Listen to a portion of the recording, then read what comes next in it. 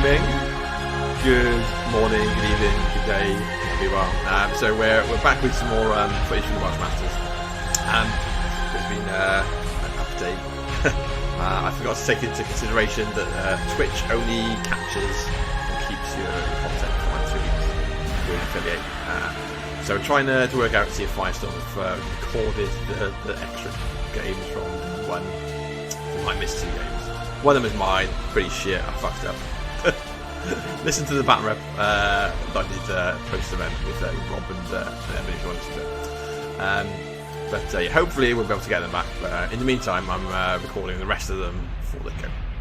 So, with that said, we're on to round 5. So this is going into the second day, and we're up first with Golly playing Zevanna Agha, so Old Witch in Grymkin. With, I should say as well, this is Spread the Net. It's the scenario this round, and there's at this point I think five or six undefeated, something like that. So it's Old Witch with 2 Clockatrices and a Rattler, 2 Trapperkin, 2 Defiled Archons, a Grave Ghoul, Hermit Penhold, Isaiah the Dread Harvester, 2 Cask Imps, 3 max units of Dreadrots and 2 Malady Man, and then Andy is dropping Karchev 2. So it's Karchev 2 with 5 Desecrators, Darragh Wrathe, Ragman, 2 Warwitch Sirens, 3 Necrotechs, a Soul Trapper, 2 lots of Necrosurgeons and Stitch Thralls, and 3 min units of Mechanic Thralls, all with 3 Brutes as a rec option. So a lot of recursion, a lot of shield guards, a lot of bodies. They're going to sit in the zones and sit in front of stuff. But yeah, so I'll kick off so you guys can start. So this is like the third in the games so far. Yeah, as I said, unfortunately we've missed out on 2 of them, but we'll hopefully be able to get something back. So matchup is, I don't know, it's quite hard to place, right? So the Windstorm's going to be a bit of a pain for Andy to get his Desecrator shots in where he wants them to be. But if he can layer those like AoEs, it's going to be super rough because literally like the Dreadrots can't go through them without dying. So it'll be really interesting. I've not seen the game. I've seen the results. But wildlife is coming through into my room now. Summer is coming in the wilds of Derbyshire. So obviously both these players are undefeated so far, doing really well. Golly is on England Lions and has been been a very good player for a long time. So he's not played a lot going into the event, but he's played so many games beforehand, and he's just a good player. It's one of those good players. And Andy is on on Wales Whiskey. So the Welsh team captained by Lewis, who is Grymkin player as well. And he's smashing it with this list. I've played both versions of Karchev, like the Cryx, the standard KDO version and this Cryx version. Obviously, there's a lot of different variety as well. So you'll see some players doing like the what Brad Park's been playing, so it's the Desecrators, but then like a Wraith Engine as well. Chris Dacre over in the Midlands is playing Gaspy 4 with a Prime Conflux in his Karchev list, just making it as obnoxious as you can to kill, which is legit. So there's lots of different varieties. Not so much variety in the KDO version, but there is a bit. But I think people's choice is whether they take a Clamjack and Behemoth, and more or less other jacks basically. This is a bit of recursion on both sides. There's no real tough for the bagmen, for the Dreadrots to ignore. But there's a lot of guys, and obviously they benefit from Isaiah's buff. So they've got Ghostly now, and Isaiah's buff means they've got what is it? Spectral Onslaught, I'd like to say is the rule. So get Ghostly on charge, which is very handy.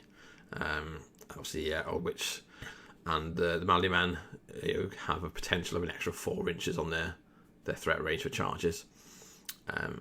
So we're all set up, and the game is afoot. Should there be objectives? Yes, there should be. So interesting. I guess they'll remember there's objectives at some point, right? As you do. But you've got the was that just the objectives? Look at me on my scenario proness. So we got standard sort of turn is the Cask Imps in here are literally there to fill an extra point and feed the Great Ghoul. So you get the Cask Imps, deploy them together, get your monkeys to run up next to them as well, and then something like the Rattler per se will walk up as long as the Great Ghoul's in range and just try and kill them all. Just stick them in the Great Ghoul's bag just for the corpse relorals, which is handy.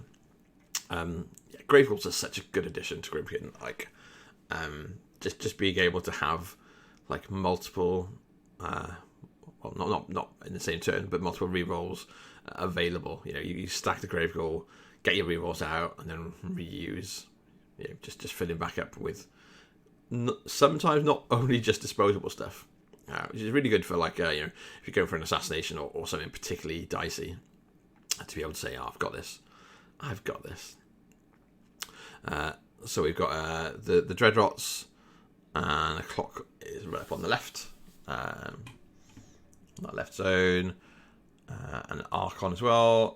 Old Witch is going forward. She'll put out respawn onto one of the clocks. So if it's destroy. If it would be destroyed, it just basically comes back within 3 inches with a box in each of its aspects, which is pretty handy.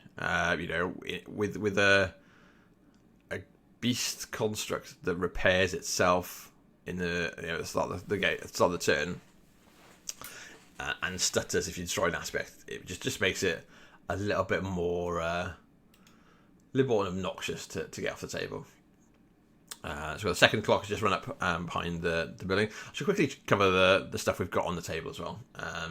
So as we're looking now, there's a burning cloud at the bottom, which is nice. And then on the left, just in Andy's friendly zone, is a trench. Golly's got a wall on his side, quite a central building there. And then on the top side of the map, on the left is a normal cloud. As I see, it's in a regular shape, so it's a normal cloud. Above that is an acid pool. And on Golly's side, just outside the zone, is an obstruction. So some good spots for Golly to be able to hide his stuff behind if he needs to.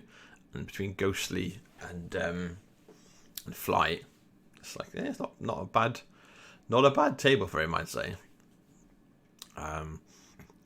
Like looking at it, I wonder why Andy chose the side he has.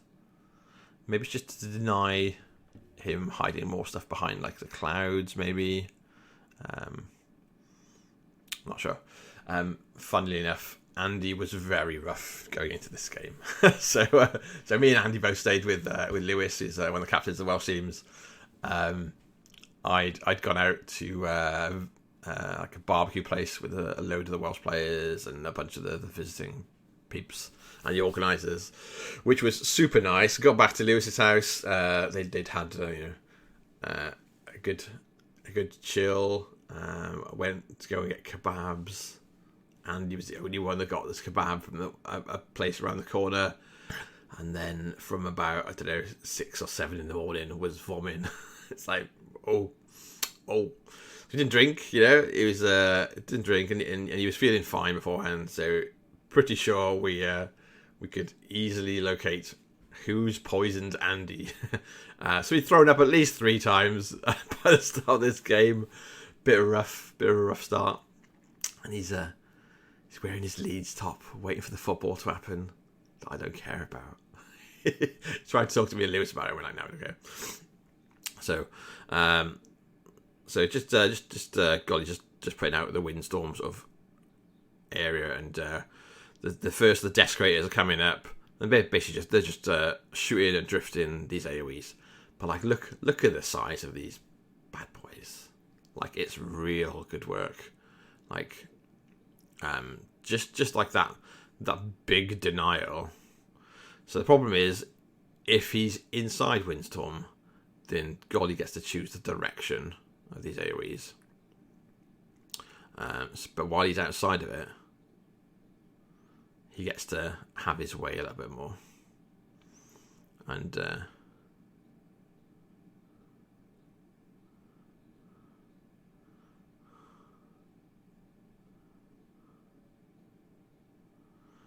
we go. So we got four big pie plates, and there's another one still to go.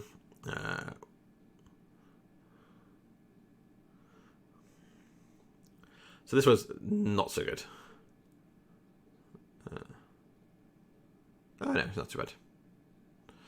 So yeah, okay, right. I thought that was 3 inches. No, it turns out it was 1 inch. So that's pretty good first time positioning for Andy with Scathers. Like, you've got this outlier on the very bottom, which is all right. Yeah, in an ideal world, you'd want it like a little bit closer, but I'd take that.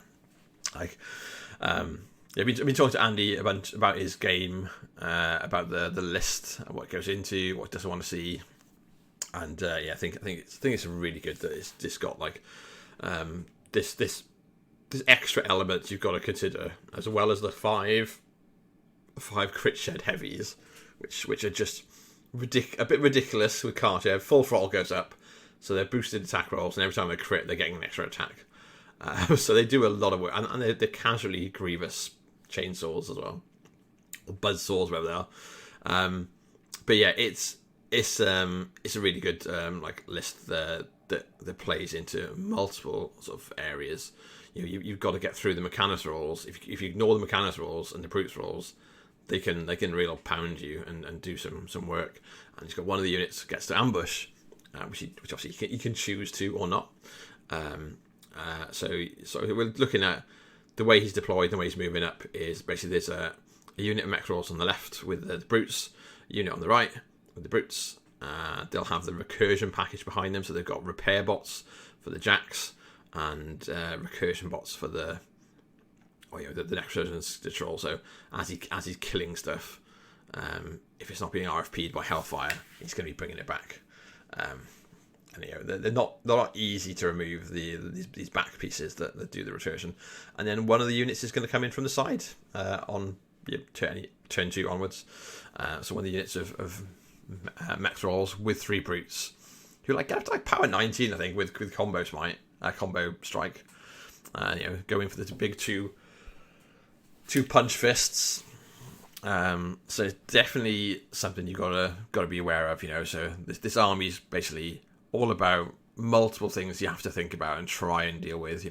The Jacks are definitely not easy to shoot off the table, between Carapace and so many shield guards and repairs, and then there's this screen of guys in front that will be in scenario or blocking landing zones or just threatening to just go all the way in if he needs to. So it's quite and I've not seen where Death Ward's gone down. Okay, yeah, Death Ward's gone down on the right. So if you see the bottom, we've got a little token just in front of when the brute rolls. So the right unit of Mechanis rolls and brutes have got Death Ward, which is something I've seen out of Andy a few times now, where he just makes them a little bit harder to remove in the early game.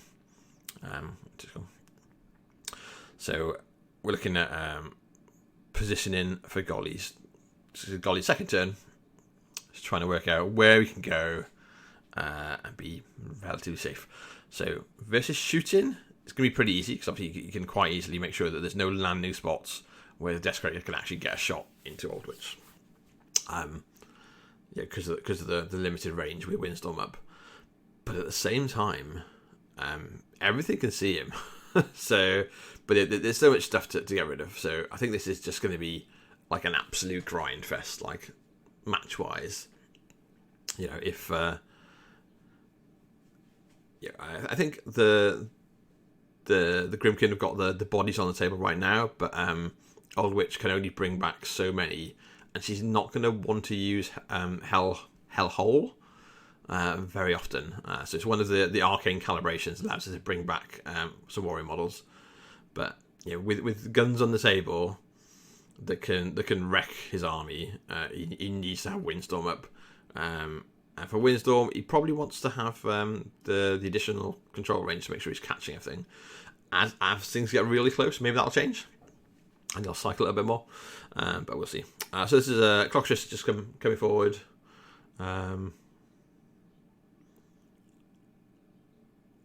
Just measuring to be outside of significant threats, I think. And the Archon up on the top of the screen, looking at where it wants to go. So obviously it can go forward, stick down a Desecration. So the rough terrain is impactful enough because it can mean that he's forcing Karchev to use his spell that gives him Pathfinder on charge. And also but also he can be hellmouthing the mechanics rolls, and it's an RFP, so they're not going to be recurring. So basically, you can just take out a couple every turn. So doing the same again, it's going forward, killing another 2 mechanics rolls with the Hellfire, and then teleporting backwards.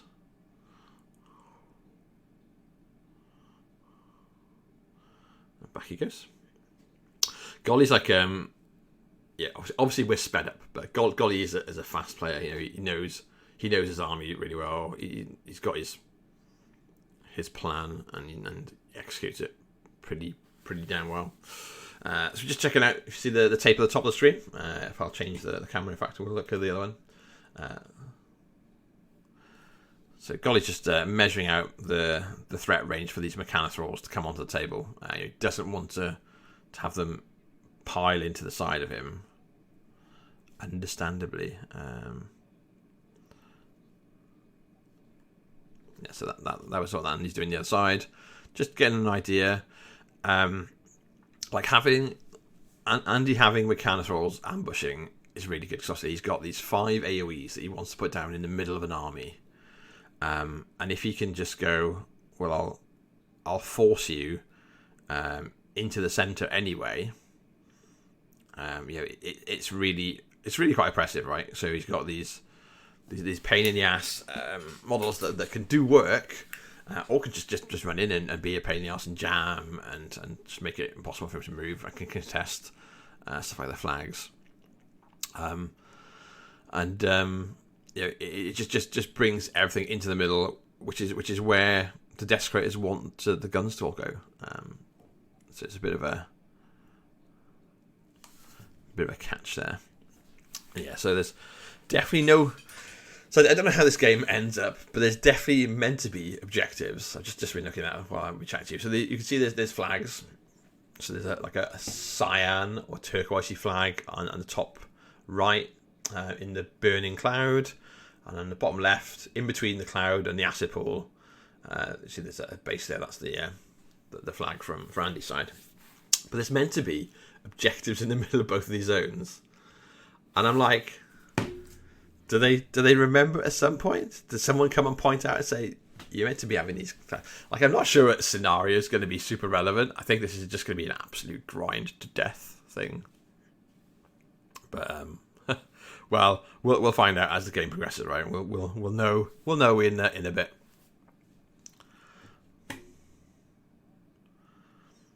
Let's see how it pans out for them both. So Golly's just and he's helping him here with some sticks, just putting down the range. So the threat range from the side as well of the mechanics rolls and the brutes is a little bit flexible, because obviously you can bring them on, and then Darragh Wrathe's got the potential to like walk 8, cast Death Ride and Repo. So depending on where Darragh is, he can potentially extend their threat from the side. So this is a scoring turn. Oh, hello, we've got objectives. There we go. Right. So there's now objectives in the zones. If you missed that going down like I just did. So this is turn 2. So this is a scoring turn for Andy. He's gone second, and he's putting in the mechanic rolls and the brutes. Can they get as far as the Archon? Probably not, just because of the brutes and the mechanic rolls only got half-inch reach, or 1 inch, half-inch, 1 inch. They've got a small reach, and it's modeled in a way between the objective and the Dreadrots to the side of the Archon. So unless Andy can clear the objective somehow first, I don't think he gets onto the Archon. That might be part of his plan, though. Archon's a really big deal. Just generally in Grymkin lists, they're super, super good. Probably the biggest change, to affect the faction, because it affects both themes. You pretty much always see double Archon. They're so good that they add a lot more list power than they had previously, especially in the ranged game. And it's nice that the range stuff isn't always guns. But Grymkin's still pretty light on guns. We've got some Clockatrices in this list for Golly here, and Witch has got her blind crow gun. But typically Grymkin lists you don't see a lot of shooting. People don't like the hollow men aren't particularly good. They need a little bit of work. The UA is very, as in Hold'em High. Oh, what's his name? What's his name? The character UA that came out of the the narrative event. Hold'em, is it?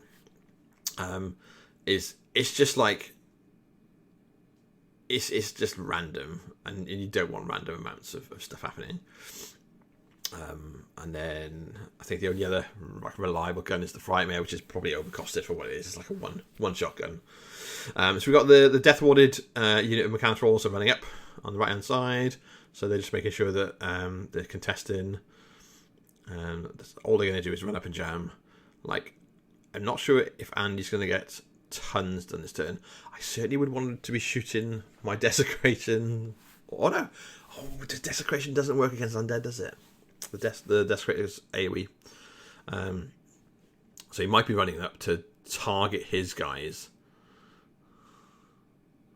to perfectly place the AoEs. This is a shot into the Clockatrice. So the Clockatrice gets hit, and there's a nice big Desecrator AoE on top of it, which is pretty juicy.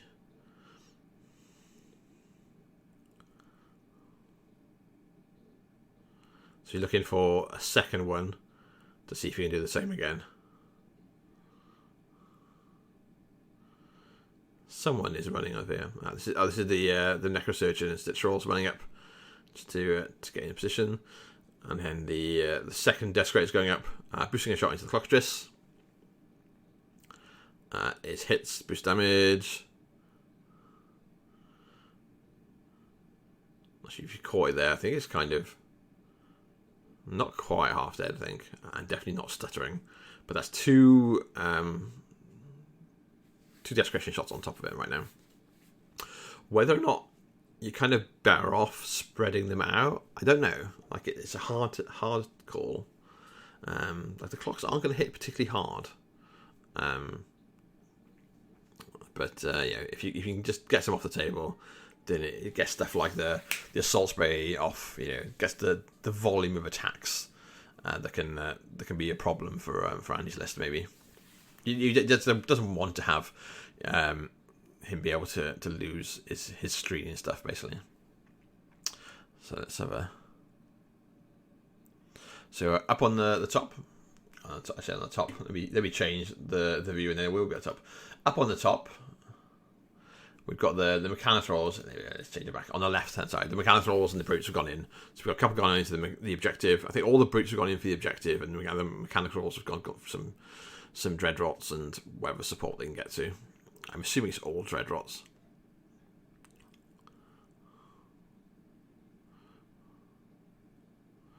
And then we got obviously auto hitting. These will be like power 19s into the objective when they come. So dice +1 3 times. So just trash that objective like quite comfortably. He might hermit the objective. I think you see how the first two do. All right, okay. And I was gonna say, and then if they've got a bit of whiffy dice, then you maybe hermit the objective to save it from the last one. But yeah, the first two just killed it. So it's not happening.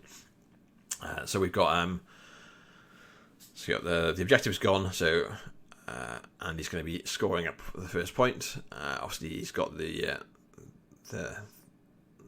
zone and on that left hand side is going to be contested. The zone on his side, he's going to be scoring as well. So here we're going up 2-0 this turn. I don't think if you look in the center, you can see there's something just behind the Clockatrice in the zone. So even if you can clear everything, you can easily see. I don't think there's any way he gets rid of whatever that is. I guess it's just like a dread drop. So I think that's a world where he just doesn't get it. So it shooting a Desecrator shot. Splats another dread drop. The second one toughs. And up comes the next Desecrator. So the second Desecrator. This is the fourth one. We've got two on the right already. Have done a bit of damage on the clock. This guy's coming forward and sticking damage into the second Clockatrice, who's in a really good spot to be able to. I was gonna say really good spot if you stick a second aura around, second AoE. Well, yeah, he lands it as well. Okay, well, this is really rough on Golly for the AoE placement.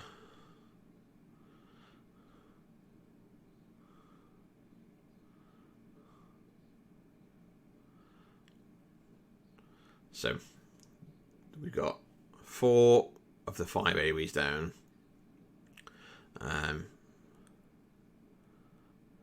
And the other guy can potentially shoot to the right of it slightly. We'll see where it's going to go.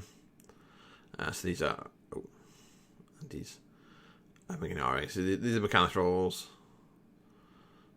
and brutes running up. So basically, just going to be in the way, annoying spots.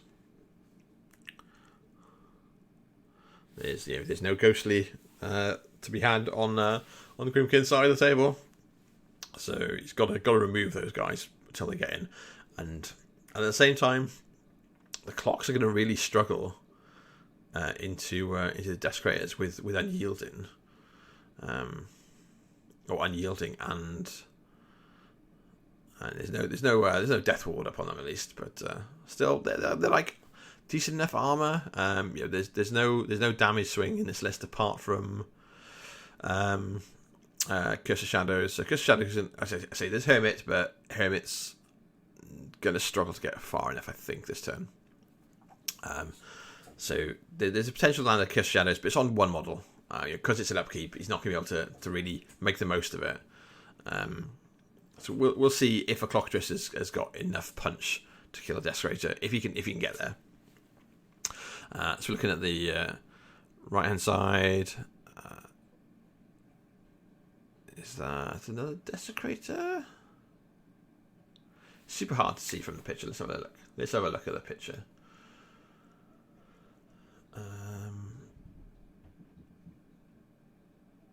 So Darragh's on the right. Darragh's just wandered up behind the mechanics rolls and will have put up more fear. So the mechanics rolls on the right are going to be really difficult for the Dreadrots to punch. They're power 10, power 12 with gang. But the mechanics rolls have got a +6 armor swing potentially, effectively between Death Ward, Locked Horns, and more fear. So we'll see what we got. So we get a 2. I say a 2. There should be a 3 score for Andy on his second turn. So he's scoring his friendly zone, his friendly flag with, I don't know, a Warwitch Siren or something's over there, and then the objective. So Golly's already into his activations here, starting to try and kill some mechanics that are up in the top, in towards his zone. This is a monkey. A monkey that's said something wicked, or rather the Malady Man has said something wicked, so the monkey gets an additional attack and damage dice. The problem is it's like map 5, power 8, so it's not super hard to find a whiff roll, and it gets killing spree, right? So it gets to Pac-Man through stuff, as long as it doesn't roll shit. But one bad roll or one tough check, depending on what you're fighting against, and it just turns it off. Like in theory, it sounds really good. In practice, yeah, you get some work out of it sometime. But it is what it is. So not sure what's being measured at this point. This might just be working out what can get like close to the zone.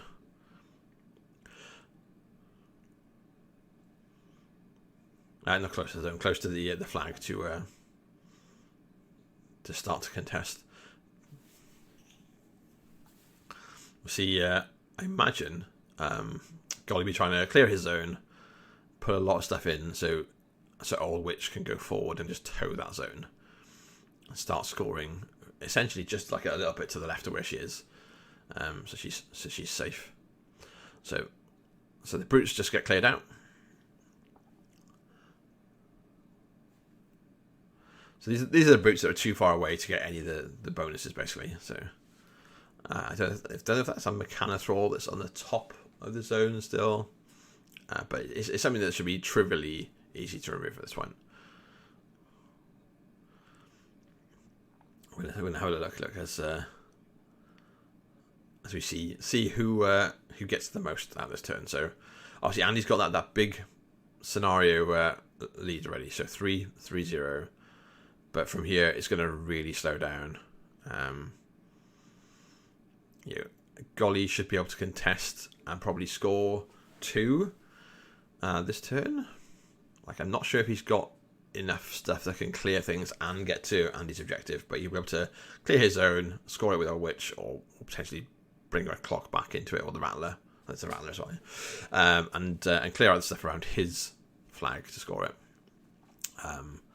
And should looking at where things are, be able to contest, but very much depends on how the turn goes for him.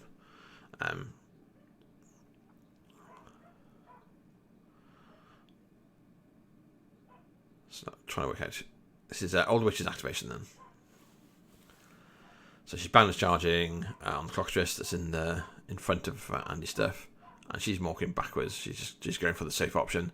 Like I said, remember she's got that Rattler that can just go in the zone. If it's not already in the zone, like there might be a Rattler that's just to the outside of the AOE in the top zone. So we've got a cloud goes down. So her crow gun also is a cloud, which is good. You know, it's got the potential to slow things down, to stop some line of sight options. Only works if it auto hits, so it can't deviate, which is an interesting one. So it doesn't can't just get to drift it into a good place. So the Archon's going up, throwing out a few spells, I presume a couple more Hellfires, and buggering off. And the Rattler's coming in.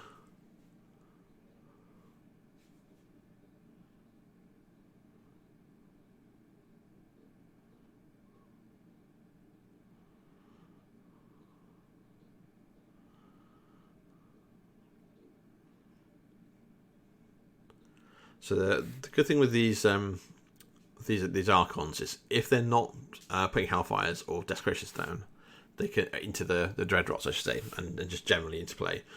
They can just pound some good damage into the Jacks, because obviously Carapace doesn't help. Locked Horns doesn't help against two power 14 Hellfire, like, Sign of Portents Hellfires every turn from each of them, which is kind of good. Yeah, we've seen a good chunk of damage on the first of the Desecrators out of the Archons there.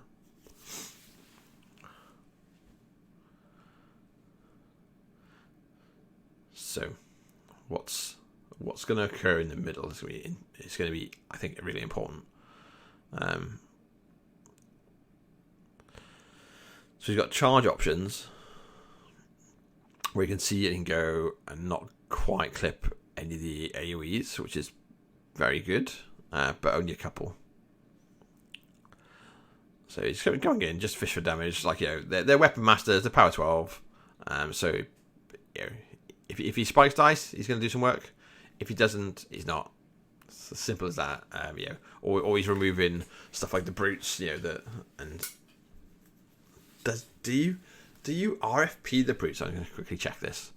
So the Bagman is the rule that all of the Dreadrots have, and Isaiah's got 2, I think, pretty much. So if they box a warrior model, they RFP them and get the corpses. But do they just do that on everything? I'm just going to double check because it's been a while since I've been playing my Grymkin. In fact, looking at the table, most of my Grymkin are on the table. Golly borrowed all my Dreadrot sort of package. So when Bagman boxes a living or enemy model, it gets the corpse token and is RFP'd, so that's good.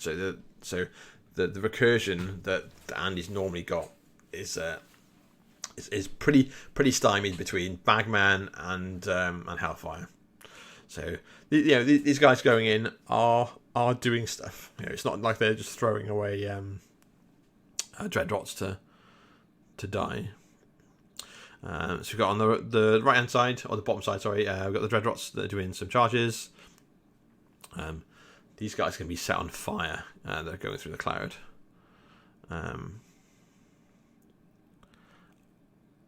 And he's kind of looking to try to take out some of the models that are near the flag. I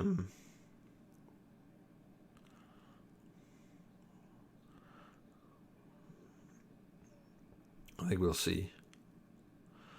So these are all RFBs again. Nice and just the Dreadrots now are really cool. Like, that 1 point death rise is just enough to make a difference, I think, in some games. And then them having Gang and Spectral Onslaught from Isaiah is real big. And it's all veteran stuff. So if Isaiah is dead, they still have it. You don't have to like sit him in the back, protecting him, and then having to zoom him in and out to get in command range. It's just if he's in the list, he just trains them pumpkin boys good. So we've got I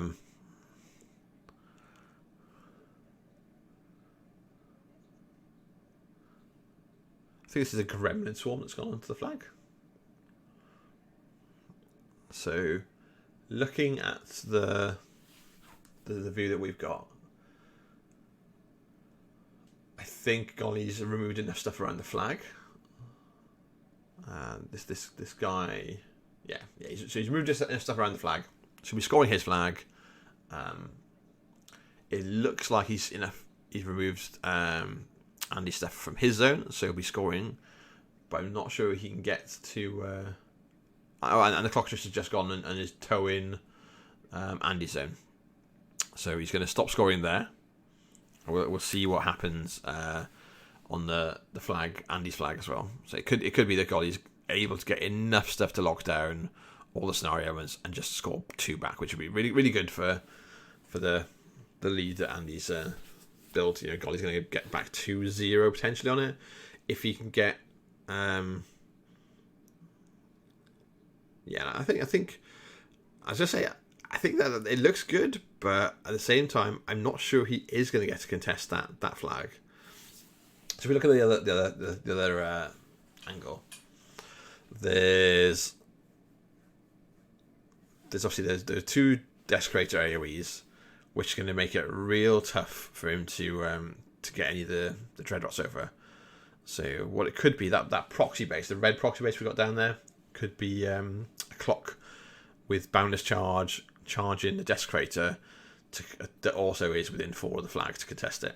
And that's the model he needs to work.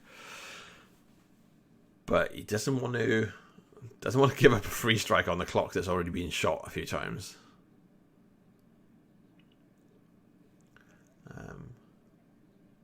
But the mechanic, the brute thrall that's in the cloud, obviously is.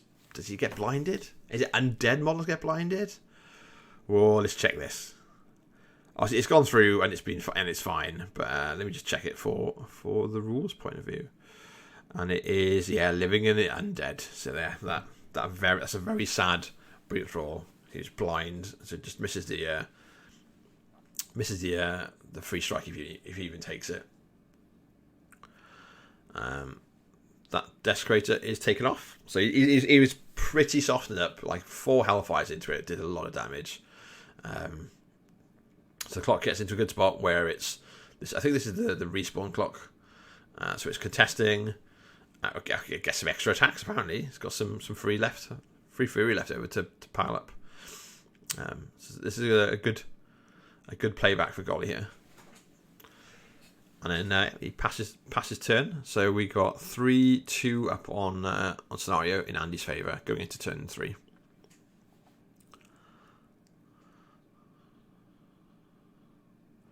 So what can I do? So Andy's going to be able to clear his zone and clear the flag like fairly comfortably and contest all of Golly's elements. But it's just grinding through everything else that's left on the table basically to try and get a bit more of an advantage.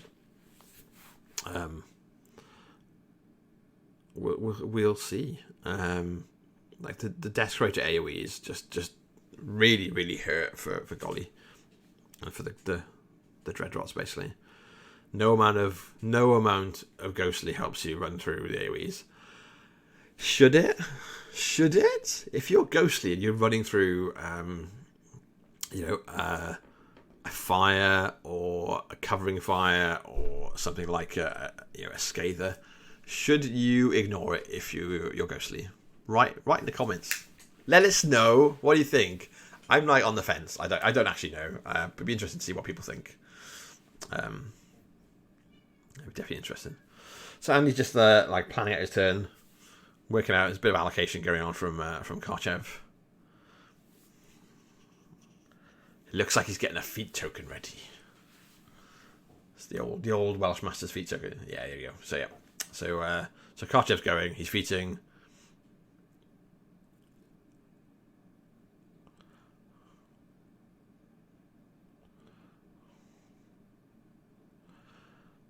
He's putting a spray into something.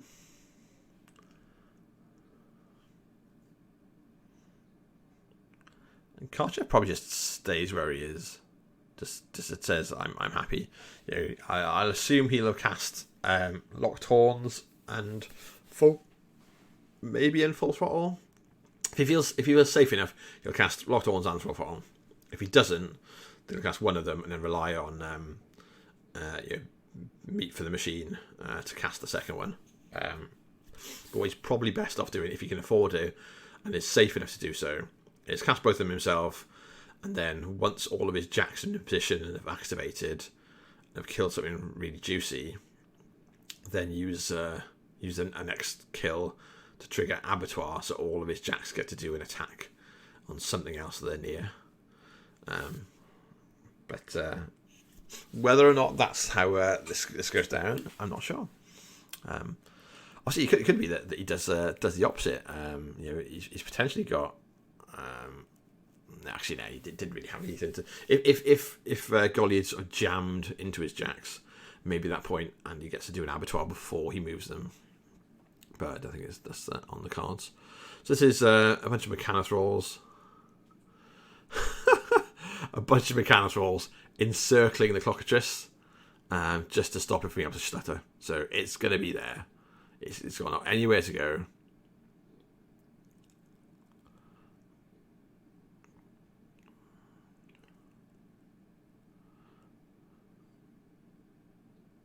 So This is the Cryx Shed Beast. Oh, has he got room to stutter out?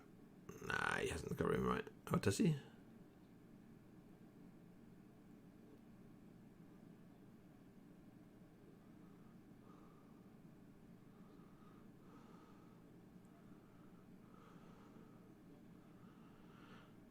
Okay, right. So he has got a place to get back to. Yeah. So he stutters out. So I think Andy looked like he was going for the block, and didn't quite get it. Looks like a tight measurement, but the players are in agreement. So it's stuttered, but it isn't going to be respawning because Desecrators have got grievous chainsaws. So he's knocking me out, but not a lot of boxes left on him. So he's just going to die as soon as something significant hits it, or isn't going to get to repair next time. Yeah, she's dead. So yeah, so it gets taken out. So Andy rescoring his flag. Looking at the right hand side, he's looking at a similar thing where he puts one Desecrator into that Clockatrice, and it just turns off the ability to heal and sort of escape and come back. So this definitely looks like the central zone is not going to be scored again.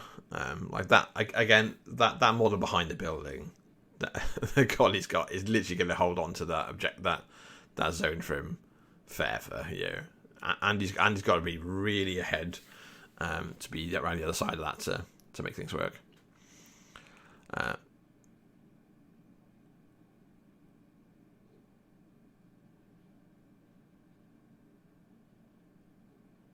So this is the other unit mechanics rolls, the Death Warded guys. I think he's still on them, just doing a similar thing. He's looking to try to stop the clock from getting very far, or trying to escape death, basically. So he gets the first hit is a crit. So he'll do the damage. Put the grievous wounds in, and then you'll get an extra attack if the guy doesn't stutter.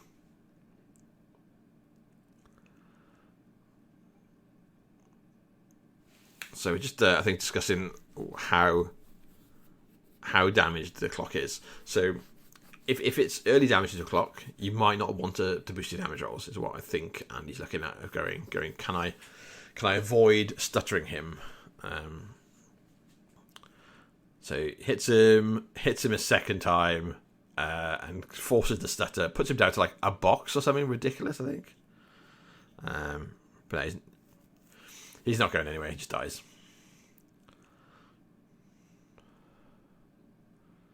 So we've got Andy's cleared the zone, so we're scoring 2.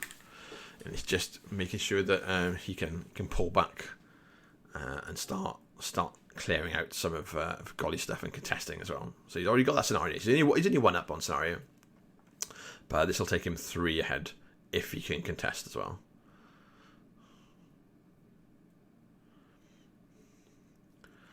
And the answer is yeah, it should be easy. I think he's got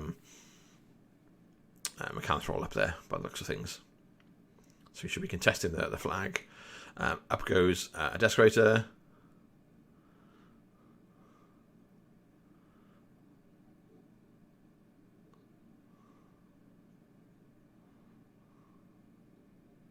So this is Darragh. So Darragh goes up, kills something, casts Mortal Fear because he's got Battle Wizard, and then comes backwards. And then got I think a Desecrator shot coming into this blob of models around the objective. One of them is or was a Gremlin Swarm. I think there was a Gremlin Swarm on the flag, and not sure what Andy's got to remove it. Maybe he's got like a Warwitch Siren.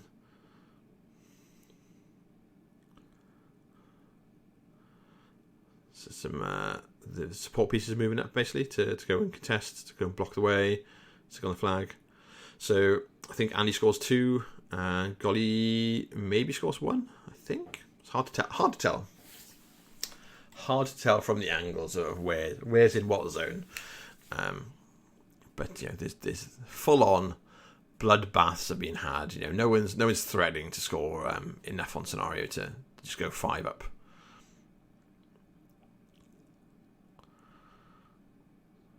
So the pumpkins, the dreadrots, are finally on the left hand side. They're going to go and get doing some work. There's only the one. There's only the one Desecrator AoE in the middle of the middle zone, so they'll actually get to charge stuff this turn, which is nice. So they should just sort of mince through the mechanics rolls if they can get to them, but the potential there is to do like a good chunk of damage to the jacks. Obviously we've lost 1 jack so far, so if you're looking at the table, the big old blob in front of Golly's zone has got one of the Desecrators in, or 2, 2 Desecrators, and then down the bottom of Andy's central zone you see a Desecrator on its own, and then was that 2 there? Or was it just 1? Oh, there's one over there. So 1 in this gaggle on the top of the screen, 2 in Andy's zone, 1 in the central zone.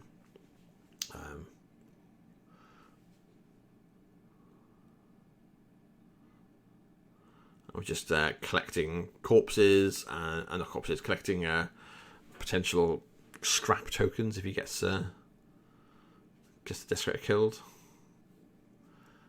But this is a similar thing where he's going up, throwing in these Hellfires that do some serious work. I think on the zone, on the flag is, I'm not sure. I'm trying to work out what the model is that's on Andy's flag, but Golly's coming in, he's piling over to contest and to charge in with these dreadrots.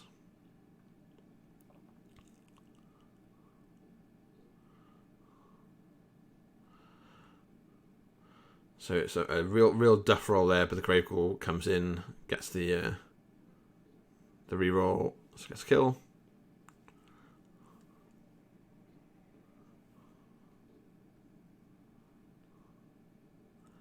So if that's one of Andy's models that's got the desecration from the Grymkin Archon, which is that AoE on top, then that means that he was contesting Golly's zone. So could mean that Andy's 5-2 this turn if he contested both of Golly's elements last turn.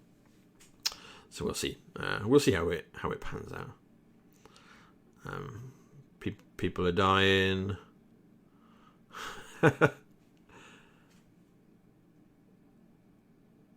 Some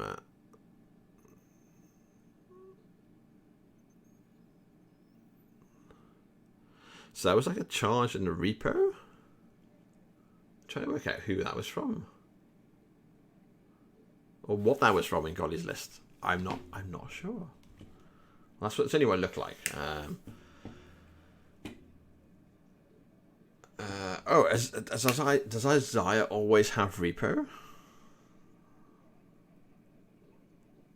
Or let's have a quick check, because he might just always have repo, which is kind of handy. Yeah, he does. Yeah.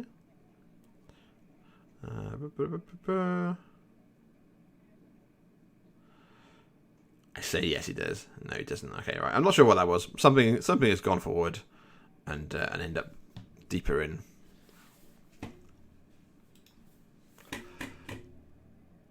Like from the top down, it's equally impossible to tell. Not certain. It's definitely like a smaller model, but on the right hand side here we've got the dreadrots doing similar, just positioning, trying to get some charges in, trying to clear out his own flag.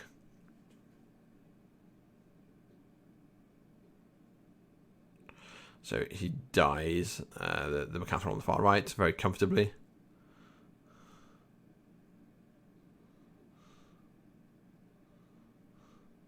So checking armor stats at this point.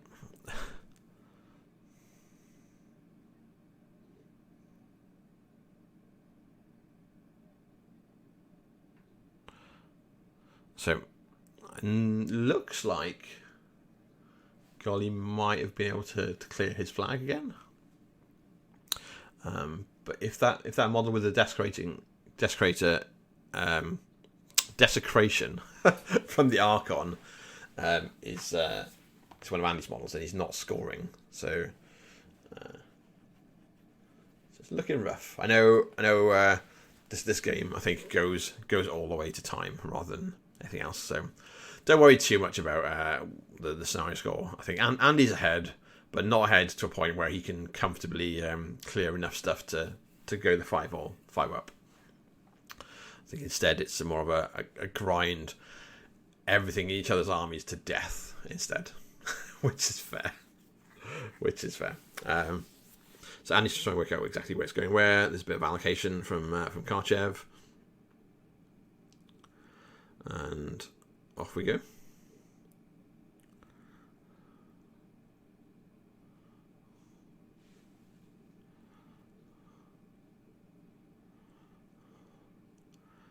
So we're killing stuff on the flag.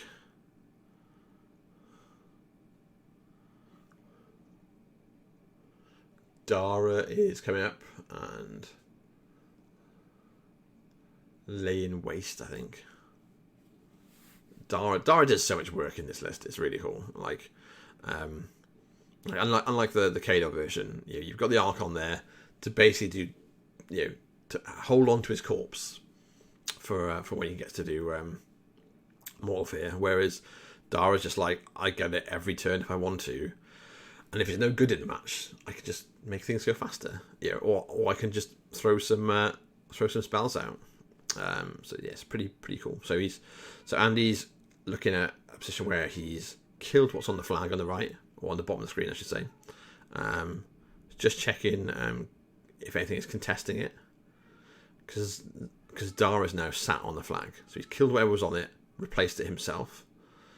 So Andy's in a spot where he can, clear out his flag, clear out his zone, clear out the couple of things that are just on the periphery of Golly's zone, Golly's flag, and score that as well while also contesting. So yeah, he's definitely going to go enough up there to be a problem.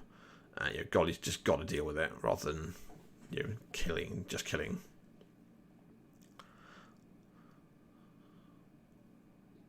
So it's mechanic rolls, or is it stitch rolls?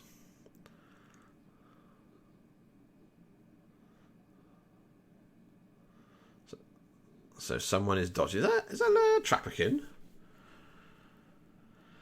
I think Trapperkin has got dodge. Yeah, they do. So I'm assuming that's a Trapperkin on the bottom of the screen that's just had an attack missed on it and it's dodged into the zone.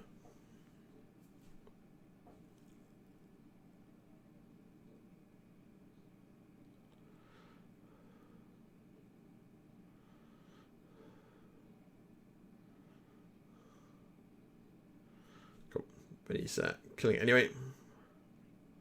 So he's targeting his own Necrosurgeon, I think, to kill the Trapperkin in the zone, which is probably good, probably worthwhile at this point. There's no recursion really, or meaningful recursion that's happening because of the Ragman. So the Necrosurgeon and Stitch Rolls are just like an annoying unit to just be contesting or blocking, or like that, just being a targeting beacon. So Andy's cleared his zone, so he's scoring. It looks like he's cleared the flag, but it's really hard to tell on the bottom of the screen. And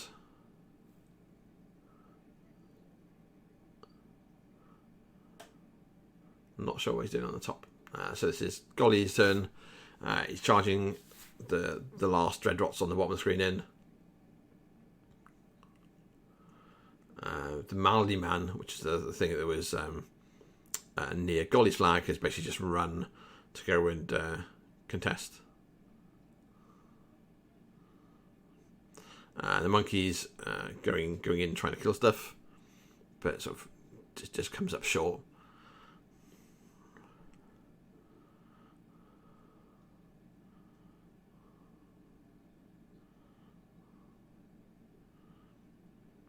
So Golly's just trying to clear his zone on the top of the screen now, on the left of the screen if we look at it like this. So the Archon's just continuing to do work, just getting the Hellfires off. But a bit whiffy on the damage dice there.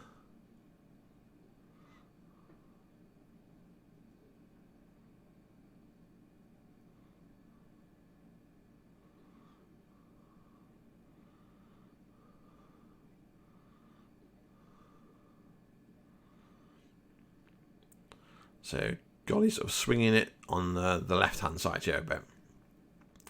Trying to make sure you can clear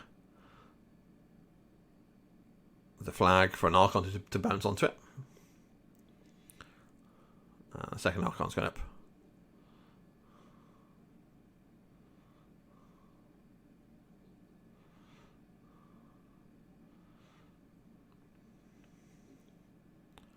So Archon's continuing to do work. So they've cleared the flag on the left, I'm pretty sure, or it looks like it. Done a bit of work in the middle of the zone. Just running Dreadrots, but keeping them spaced out to try to stop any sort of counter back, basically. Old Witch is going forward finally.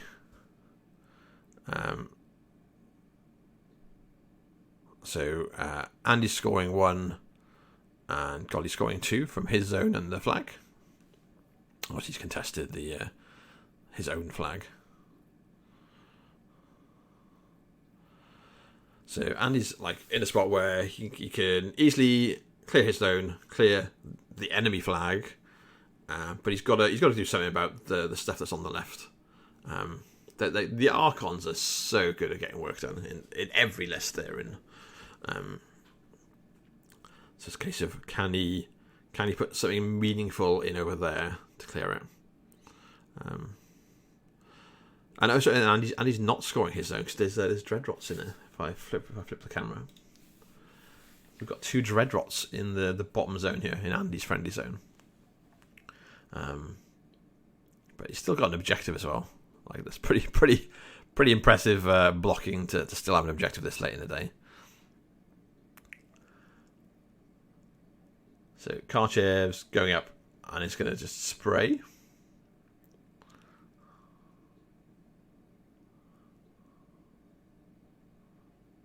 I'm guessing Darragh's just going to try and hellfire this guy off the table.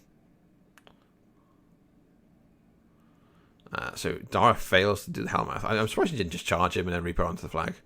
But the Desecrator's gone and finished the job for him.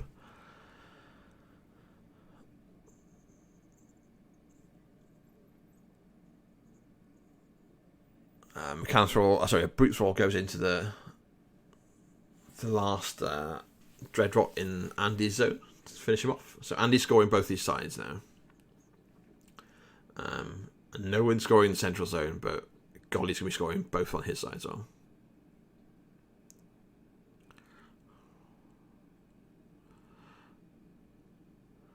So Andy's just running to get to contest. And he's scoring. So Andy scores 2, contests and runs. And Golly's now sort of, I think, being a little bit pushed now for what he can get done.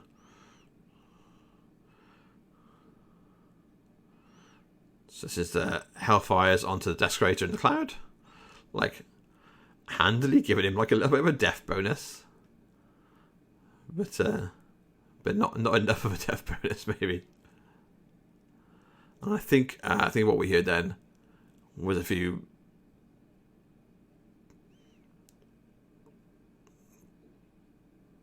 beep beeps, and Golly runs out of time. I know. There's not a lot of time on Andy's clock as well, but like if you look at what's on the table, we've got 3 Desecrators still on the table, Darragh Wrathe, but then like a couple of Mechana Thralls and a Brute and Karchev, and that's it. And then the other side is like a handful of Dreadrots, the 2 Archons, and a Rattler and an Warwitch. So yeah, really brutal in what gets done. So thanks for watching. Don't forget, if you want to help the channel out, you can use your Twitch subscription, either just from Twitch or from, if you've got Amazon Prime, to watch us live when we're broadcasting live games and miss the ads. Use the affiliate link for Wayland. It's in the comments if you want to buy toys, especially in the UK. And yeah, just like and stuff like that. Feed the gods. Yeah, thanks very much. It's been good, and we'll come back with the next one probably in a day or two.